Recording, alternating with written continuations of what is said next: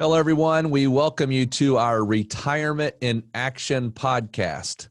And we're always excited about this coming out on Wednesdays because what we do on this particular show is we're really taking things that we've talked to folks on in interviews and things like that on Mondays, and we try to take some different aspects of that and say, how do you put that into action within your retirement plan?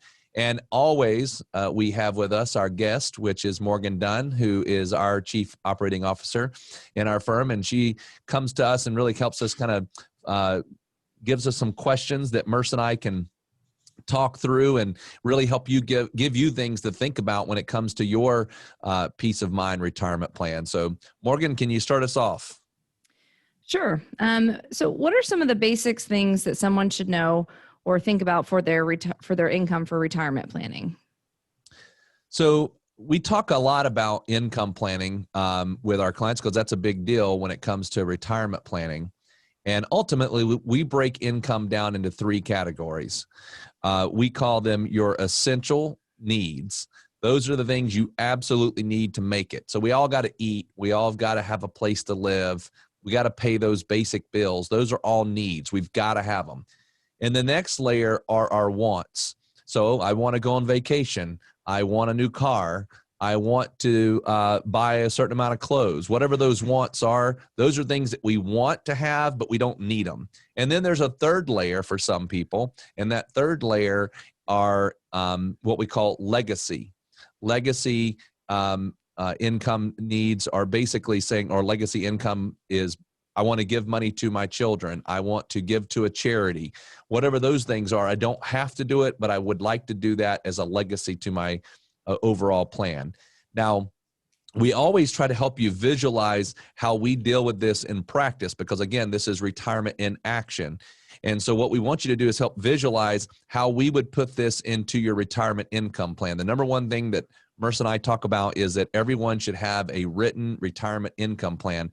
So Merce, as you're thinking that through and you're looking at the software that we use that's going to give them this nice report, how would you think about that income when you look at that? How would you place it out?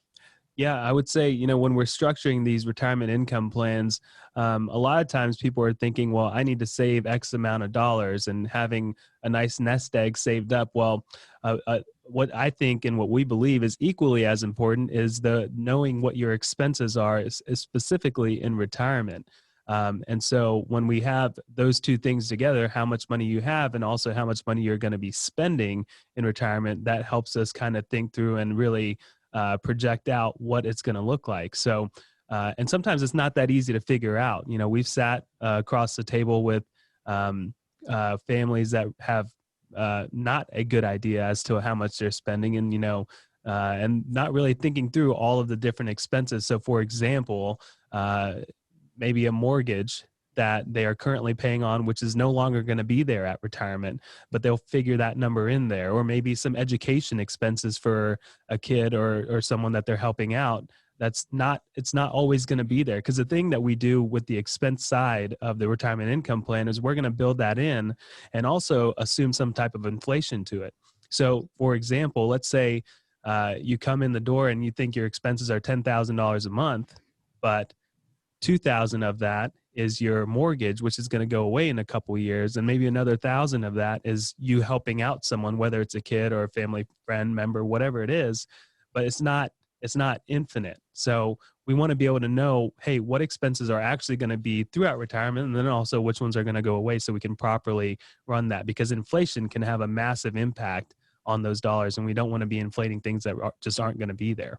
So on that point, Merce, how would you do that then when it comes to, because you're saying some things have inflation, some things don't, and that's the case. Okay, so go back to your point on the house. So I might have, let's just look at my income and say that it's whatever it is, and I got $2,000 of that's in a 30-year mortgage, and I owe another 15 years on it. Would you put inflation on that $2,000 that's on the mortgage? No, we would show that $2,000 mortgage going for another 15 years, but we would not put any inflation on it. Main reason is that's how mortgages work. They're fixed payments. Now, part of a mortgage is you've got your principal, you've got your interest, and then you've got your taxes and insurance. Well, the taxes and insurance, they're always going to be there. So we would figure that into a different number to make sure that we are accounting for that. But the principal and interest, that's fixed, and it's going to be there as long as the loan has a balance to it. Once you pay it off, that number goes away. So we would simulate that number going away at whatever time it does. Very nice. So what if during this discovery where you're talking about expenses versus income, what if someone determines that they're going to be short on income compared to what they want? Yeah, so we see that a lot where, again, that comes back to what Merce just talked about, which is really understanding what is for retirement and what is not for retirement. So for example, a lot of times we'll sit down and somebody will say a number, and Merce just used a number, $10,000. And we have to be really clear at that point. Is that after you've paid taxes or before you've paid taxes?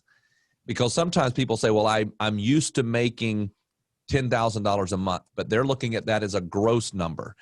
We need to know the net number of what they spend. And that's a completely different number. We don't want to look at, because taxes in retirement are going to be different than when you're working. So here's the way we look at it. We say, what is your bring home? This is the easiest way to do it. What is your bring home pay while you're working? So you might be making $10,000 a month gross, but when we look at your actual bring home after you put money in your 401k, after you've paid, whatever other benefits you have that you might be deducting, you might be putting money in an HSA, you might be doing all kinds of things and taxes and all that kind of stuff. And at the end of the day, what's coming home is $5,000 a month.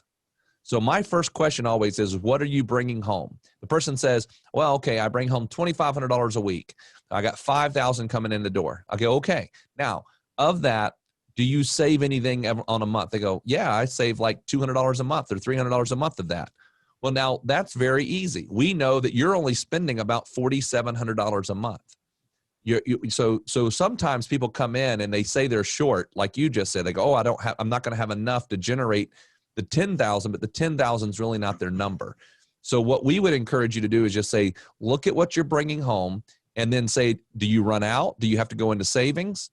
If you're living on what you bring home, that's what your actual income need is, or let's just say that could be your needs and your wants. Now, let's go with the idea of you're a little short. Let's say that you say, and sometimes people do this, they look at their number and they say, I'm a little bit short on income because I've got my Social Security, I've got my pension, if they've got one, and so that right there is not going to make up my income. So I'm short. Well, where am I going to get the other money? So we always use an example. In fact, Merce, if you want to walk them through the example of how we break that down and what might not be there and how we would get it. Right. So you've got your fixed income sources and you can rely on those. But if you're short, I mean, this is where the power of the retirement income plan really comes into play, because there's only so many things you can do to make things work. You can either, and we can simulate this, it may mean that you have to work a little bit longer based on what the plan is saying or based on your spending. Some people just don't want to work any longer than they've already planned. So what are your other options? Your other option could be, well, I really need to take a good look at my budget if I have a goal of retiring at age 60, let's say. And then once we kind of figure out what is actually doable, because you can't just create money out of thin air. We have to work within whatever we've saved. Then once we figure out what is actually doable, then we start to look at, okay, now how are we going to make this work? In a previous episode, we talked about reverse mortgages and how that can be a tool that is a little bit different than your typical investments, and how we could utilize that to create another fixed income stream. We also work in the world of fixed index annuities, and those have the ability to also create income streams very much like a private pension. So the first step is what Radon just said, getting your expenses down and knowing exactly what those are. Then the second step is understanding, what is actually possible. And then we solve for what is possible and put the right instruments in place for that. Yeah. And I think a lot of times too, people think that they're short because they don't know how much money their savings in their IRA or 401k can generate. So they think, oh my goodness, I was told that I was only supposed to take X amount out of the 401k, and so I'm short. And the reality is they might be able to generate more income off of that IRA if they looked at a multiple different solutions.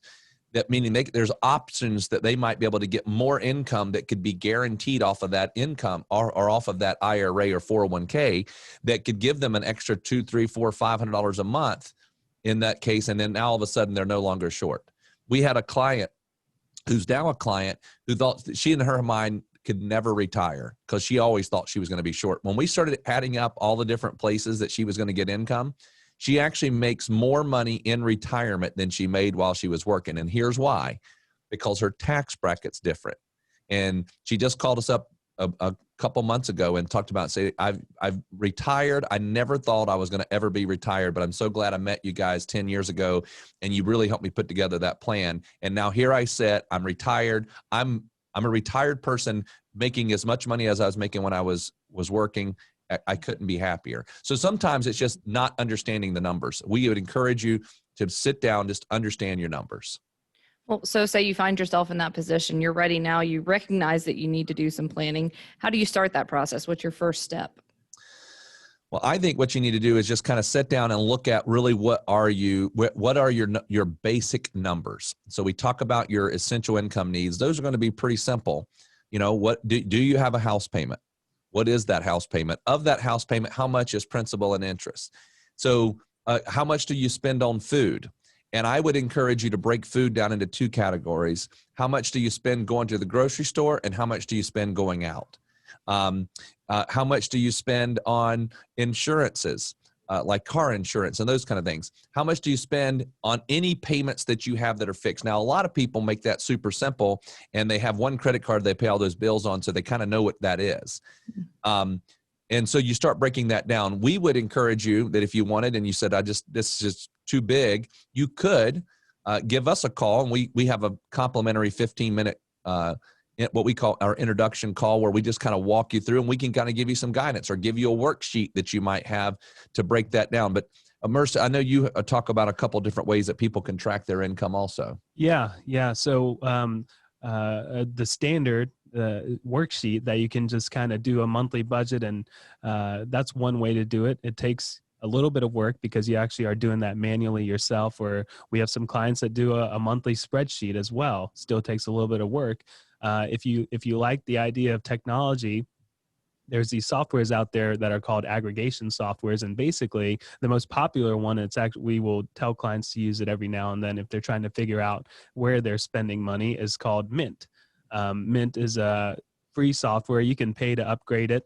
But I think you can get whatever you need done with Mint, the free version, and it just takes a little bit of attention. So you would link into your credit card and your checking accounts. They're very secure from what I understand.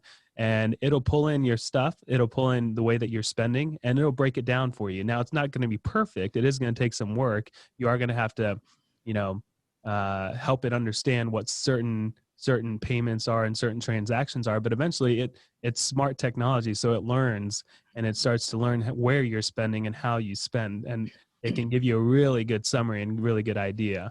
And then at the end of the day, if you are just at a complete loss, we're always here to help out and help you think through all the ways that you may be spending money. All right. Well, we thank you for listening. We hope that we are helping you a little bit with the retirement in action, helping you kind of think through all the different elements. It's scary, by the way. We tell this to folks all the time. You only retire once, most people anyway.